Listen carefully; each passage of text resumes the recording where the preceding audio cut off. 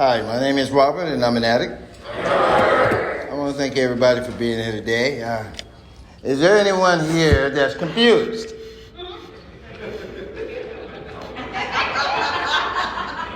I'm in the right place. I'm in the right place. My clean date is 10/14/08, and for that I'm truly grateful.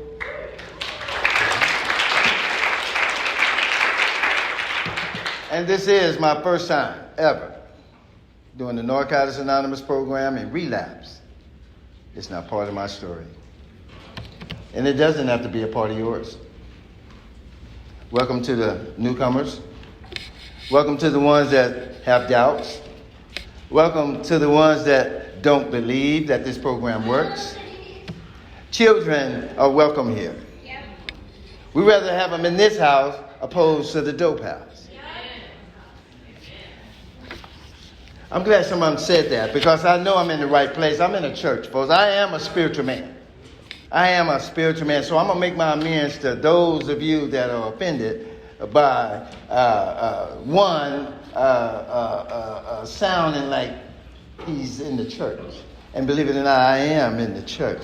But some people say you sound like you're preaching. Huh? I come from the church. I didn't just go on Saturday and Sunday. I went every day. And it's in me, folks. Just like this program. It's in me. I didn't realize I was programmed until I went to my niece's house. They didn't want me there. My mother. She said, don't come to my house if you're in that way. Well, I was in that way all day, every day. But then I found a program that suited me.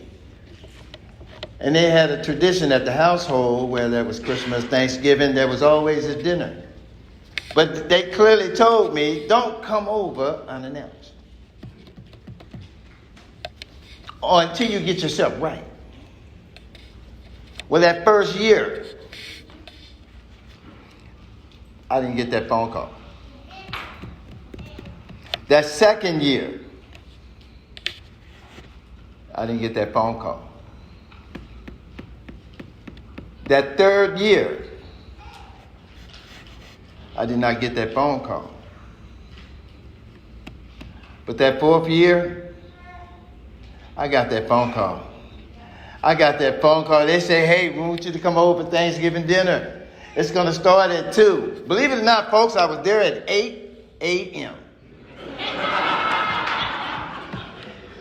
I just wanted to be with my family. I just wanted to be with my family. And this is how I know that I'm programmed. I sit until I was called on. I sit until I was called on. I'm sure they was putting their heads together like, what is wrong with him? But my sister, she yelled out, hey, bro, you okay? And that gave me my opportunity to talk, folks. But I tell you, I couldn't stop talking. Because I have a lot of this programming in me and I want to share it.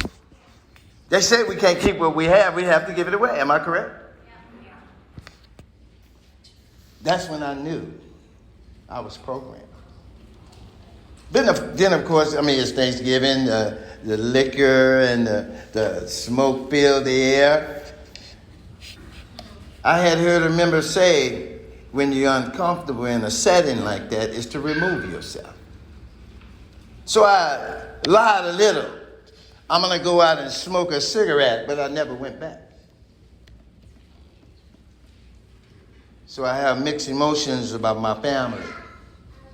I wanted them back so badly. Today, I don't. Because they're doing something totally different than me. They look me up and down and they say, what, you better than? You better than? I sometimes feel all alone.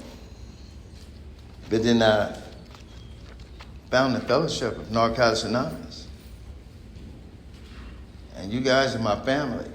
We may not even be on first name basis, but you are my family because we are part of one. You know, folks, I was taught, notice I said taught. I was taught to read from the literature, and I have a favorite, and we all should.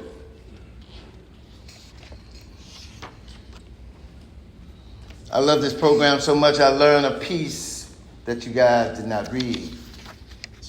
It's one of my favorites. When at the end of the road we find that we can no longer function as human beings, either with or without drugs, we all face the same dilemma. What is there left to do? There seems to be this alternative. Either go on as best we can to the bitter end, jails, institutions, or death, or find a new way to live. And years gone by, very few addicts ever had this last choice. Those who are addicted today are more fortunate. For the first time in man's entire history, a simple way of improving itself in the lives of many addicts. And it's available to us all. This is a simple, spiritual, not religious program known as Amen. Yes, I agree. Yes, page 78, folks. My sponsor wasn't too impressed with me when I was reciting what I'm about to read. He said, look down at the literature. Who you trying to impress? This is what he says. Those of you that don't have the literature, I suggest you get it. This is a suggestive program. We can't tell you what to do. I don't want to tell anyone what to do. It's suggested that you get it. When you get it, you read it. Those of you that cannot read, have someone read it to you. Those of you that have a smartphone, you can pull it up. And when you read it again, guess what? Yes, somebody heard this story before. You read it again. Find yourself a highlighter, a pencil, a pen, and shade in and underline some stuff in the literature. It can save you from you. They say how it works prevent us from committing suicide. But the 12 traditions prevent us from committing homicide. I'm going to read the bottom part of recovery and relapse. For those of you have not, and for those of you that have, went out to do more research, it's basically for the ones that went back to do research. It says here, we have seen addicts come to our fellowship, try our program, and stay clean for a period of time. Over time, some addicts lost contact with other recovering addicts and eventually returned to active addiction. They forgot.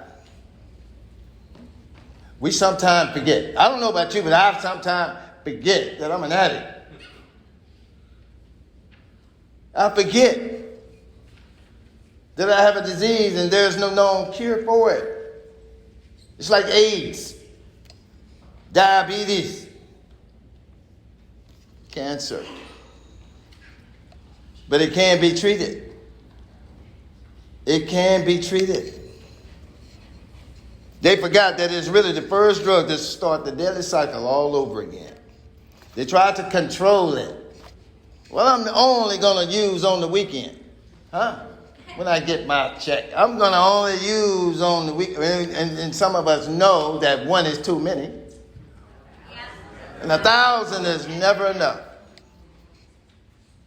To use in moderation, I'm just going to use just a little bit. I'm just going to use just a little bit. Or to use just certain drugs. Well, I ain't going to do the pills today. I'm going to smoke some crack. None of these control methods work for addicts. Relapse is a reality. It can, and it does happen. Experience shows that those who do not work our program of recovery on a daily basis may relapse.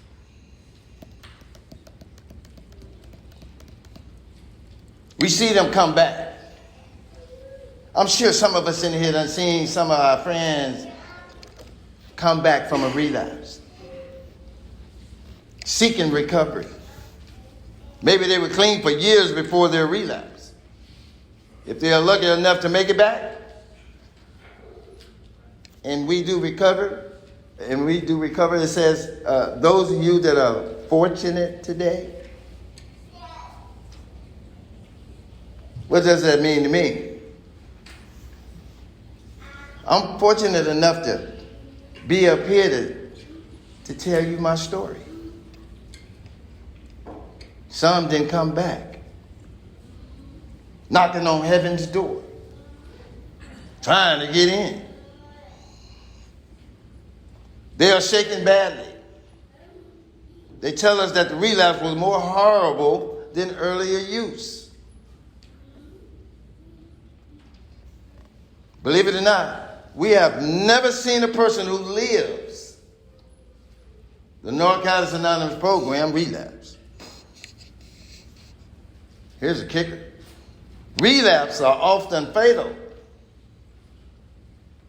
We have attended funerals, some of us.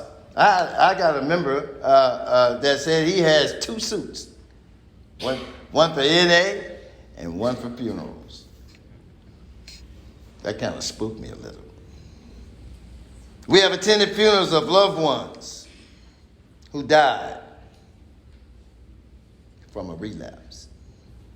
They died in various ways. Often we see relapses lost for years.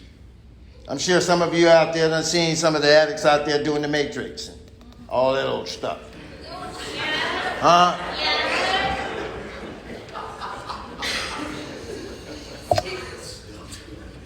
Those who make it to jail or institutions may survive. Believe it or not, they've taken H&I into the prison systems now. And speaking of prison, I don't want to frighten anyone. I've been to prison 16 times. You hear the insanity in that? I used to be embarrassed or ashamed to admit that. 16 times, folks. My last day was 2008. It was just fortunate for me that I have a staff member in the rooms today. Haven't seen her in a long time. I heard some of you guys call her Linda. I have not earned that yet. Her name is Miss Williams to me. Her name is Miss Williams. She would always be a Miss Williams. She was there for us. Out of 48 men that went through our program, which is VOA RSP, that's Volunteers of America Residential Support Program. And I'm proud to say that I am CUP alumni of that program. And I pride myself on saying that. We're the only program that graduated at City Hall. Any of you ever been in City Hall? We got a hand over here, folks. And anybody that have not, public officials, police, the mayor.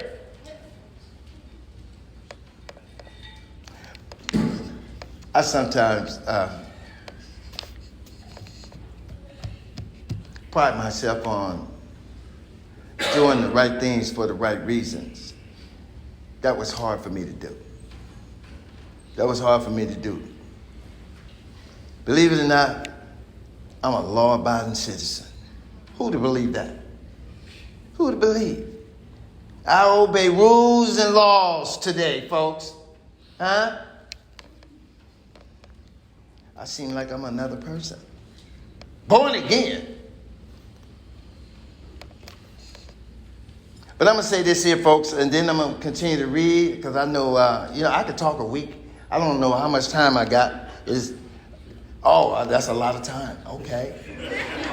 I like that. But, folks, I would like to say that those of you, and I'm hoping I'm not stepping on anybody's toe, because that's not me. That's not me. This is, believe it or not, is a God's program.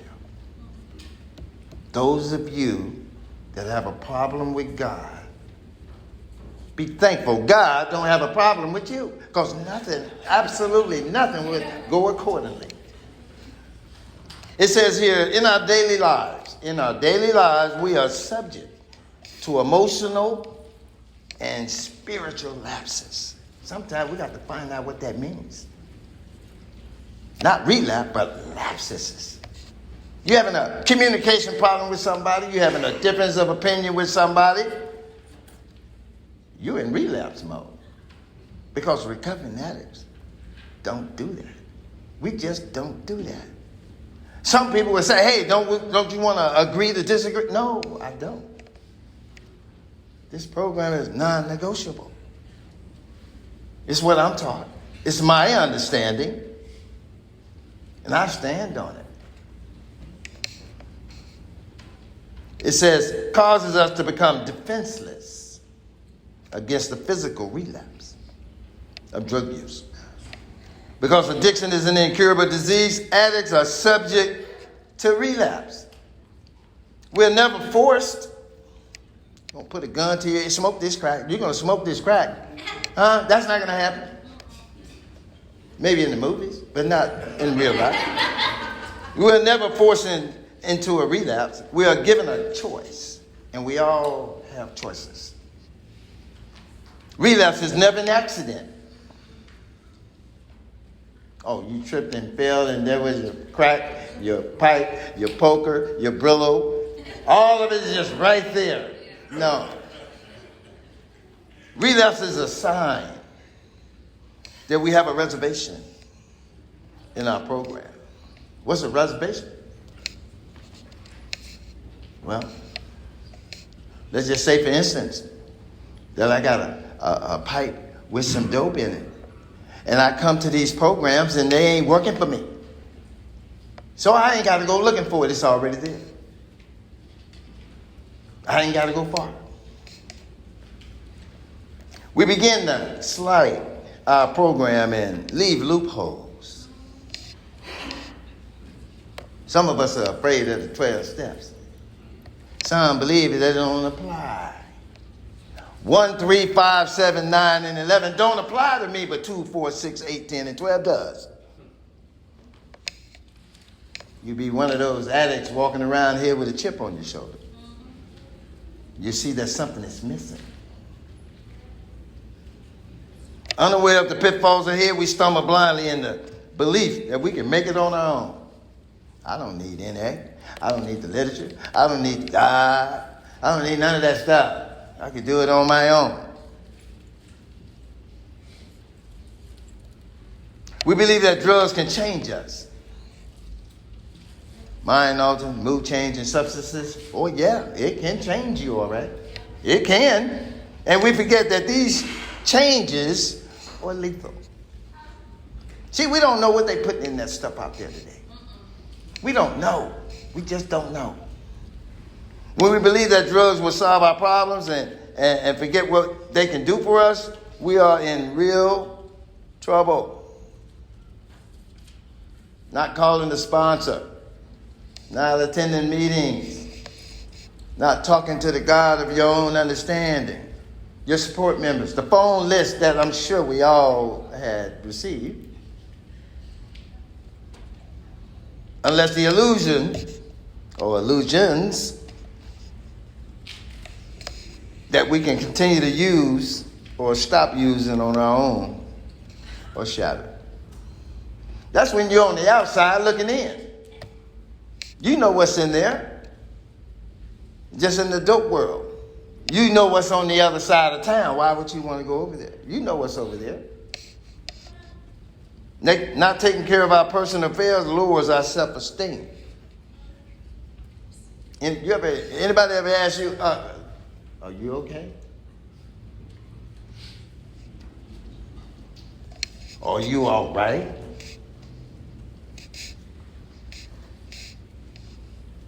And establish a pattern that repeats itself in all areas of our lives. If we begin to avoid our new responsibilities by missing meetings, neglecting 12-step work, or not getting involved, our program stops. It just stops. That's when you believe that you're cured.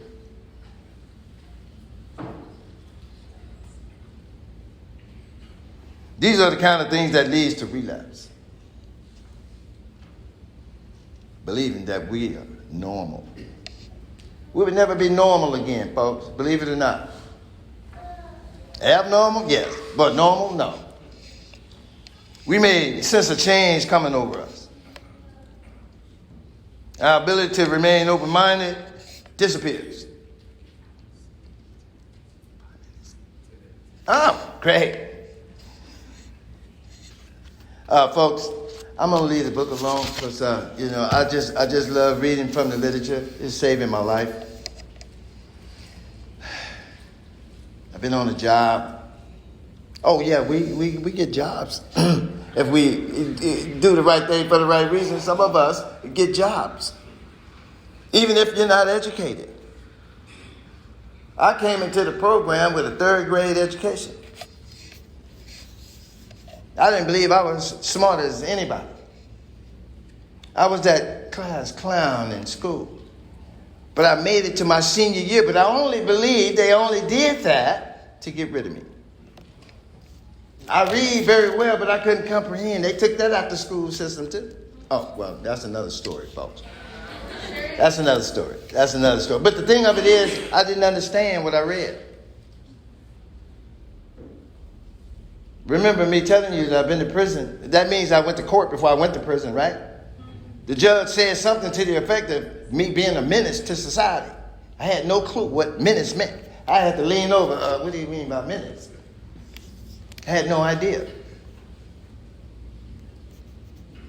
I truly believe that I was institutionalized. There was no hope for Robert.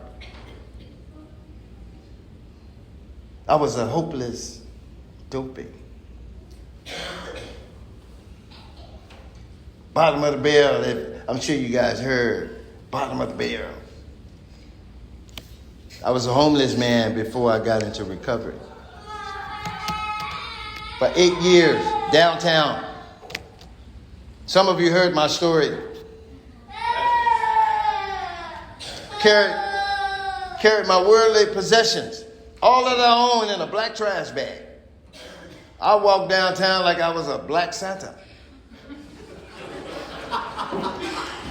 In that black bag, folks, believe it or not, I had a hygiene kit, 3 blankets, and a small pillow. And in that hygiene kit, there was no soap and no toothpaste. You smelled me before you saw me. You did. You see, me and soap and water had an understanding. It didn't bother me, and I didn't bother it. Simple as that. I had a job. I was an aggressive panhandler. I didn't have to sign "we'll work for food" or "can you spare a change." No, that wasn't me. I followed you until you gave me something. That was my life for 8 years, folks. That was my life. I never thought that I would be standing here sharing my experience, strength, and hope.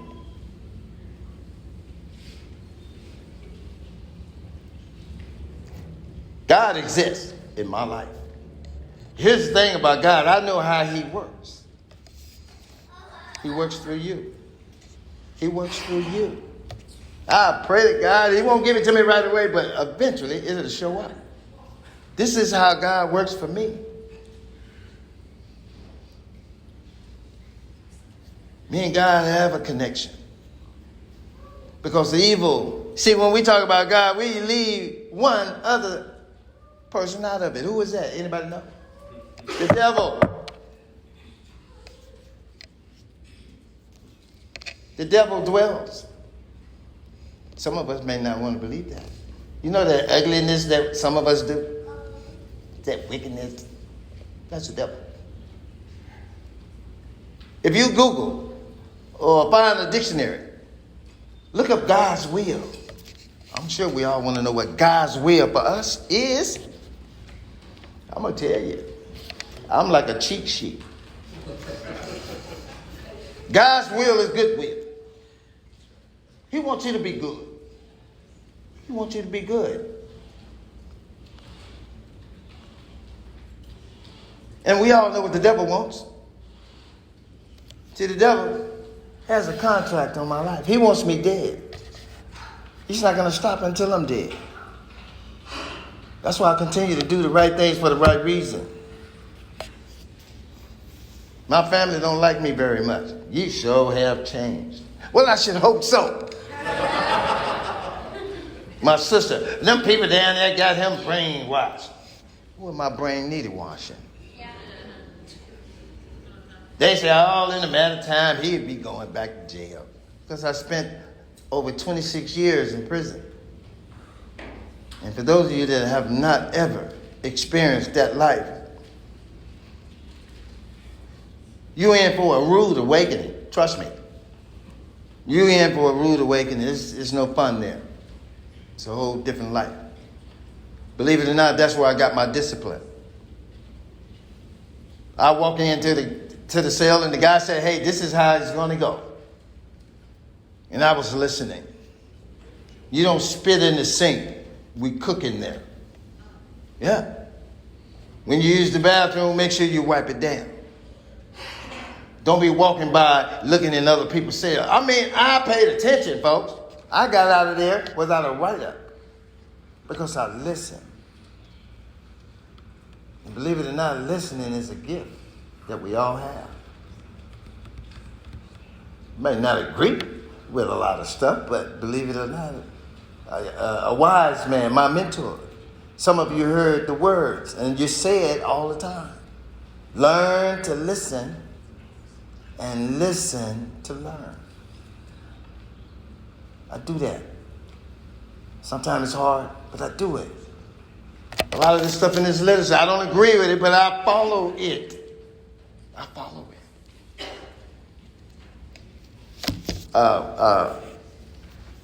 Okay, folks, in 3 minutes, I would like to say that for those of you that don't believe in this program, it's important to get the following. And I'm sure you heard it before. They say it's important to get a sponsor. Find out what a sponsor is. He's not a bank, or she's not a bank. You know, they may even take you out for coffee or things of that nature. They say find a support group of men or women. I'm going to say that. They just say men stick with the men and women. I think women got the best recovery. I got men and women as my support members. And of course, find a God of your understanding. If you don't have one, you can borrow mine. They say meeting attendance is very important. From the beginning, I didn't have a job. I went to a lot of meetings, folks. I was in a building, my home group, the Richard Harrison building downtown. They called it the 8x8. I was in there every single day, and the guy that was at the desk, he was looking through his computer. He said, Robert, I don't see you in this computer. I said, that's because I don't live here. I don't live here. But I was there every day because I was hungry. I was hungry for something that I didn't quite understand. Yeah. I wanted to hang out with the like-minded people. And that's what I do today. People on the job find me unusual, find me different. Yeah, they do. They find me different. They can't, I don't want to say boss me around, but they notice that I know some things. That's what the 12 steps is all about. If you have not done the 12 steps, you just don't know. But if you have done the 12 steps and you're in the process of the 12 steps, you will be in the know. You're going to know some stuff. Believe it or not, it scares me. You become wise and insightful, knowing what's going to happen before it happens. Jesus Christ, I'm growing hair, folks. I'm growing hair. I felt it. Believe it or not, folks, this is about the 12 steps. It's not all about the work. It's about understanding. Literature clearly tells you understanding these principles comes slowly over a period of time. That's what it says. I'm in that slow lane still. And coming up on 15 years. I'm still in the slow lane. I only know a little. But I'm willing to share what bit of information I have. Sometimes I want to be normal. Sometimes I want to be normal, but it's not going to happen. It's not going to happen. But I'm going to end with this, folks. Can we have a moment of silence for the addicts that's still suffering, followed by the serenity prayer.